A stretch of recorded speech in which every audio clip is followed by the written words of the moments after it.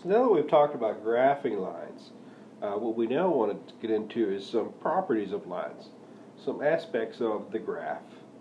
And so remember, in a standard graph, we have, if we have some line here, remember the vertical up and down line here is called our y-axis, and the horizontal line here, remember, that's called our x-axis. So here we have some line.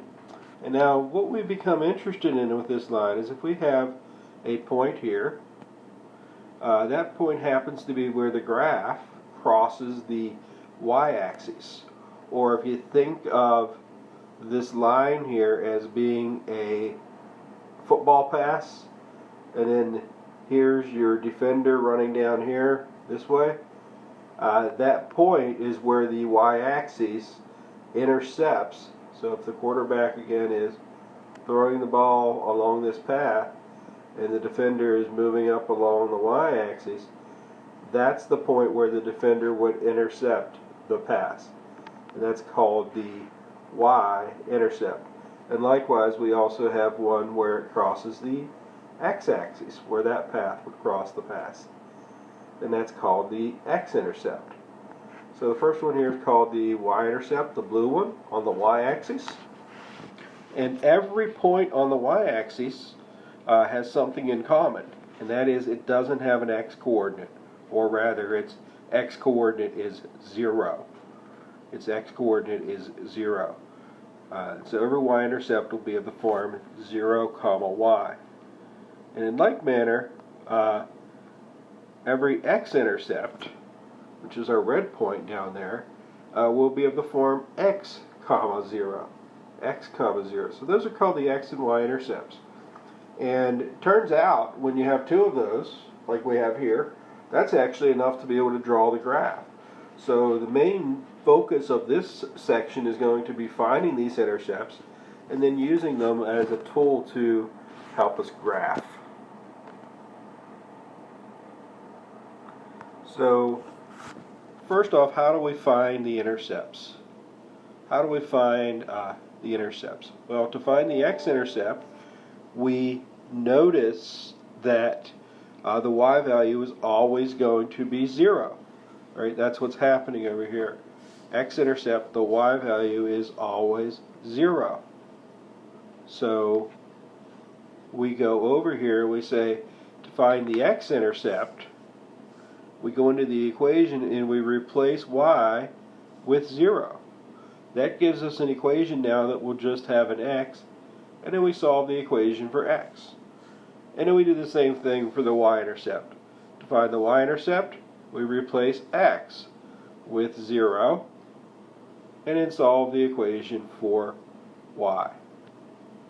So let's see these problems in action now here with an actual problem here.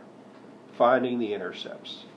So to find the intercepts of our equation, which in this case will be 2x plus 3y equals 15, we're going to follow the steps up above there. Now we can do them in either order. I tend to focus on alphabetical order. So the first thing I'm going to do is find the x-intercept. So that means I'm going to go up to the equation here, and I'm going to take the y variable, and I'm going to zero it out. Right? It's just going to be completely gone.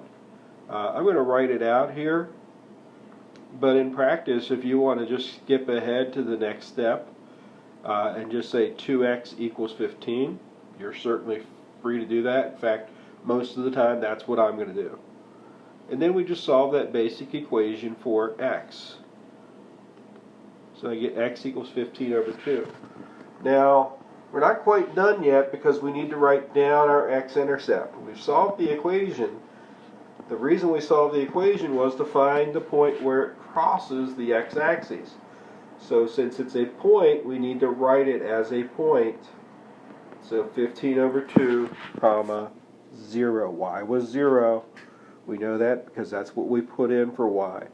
So we get the point 15 halves, 0. Or if you want to write that as a mixed number, 7 1/2, 0. And then we move on now and do our y-intercept in the same way. So we go into the equation. We're going to completely zero out the x term. Again, you can leave this step down, writing this step out if you want.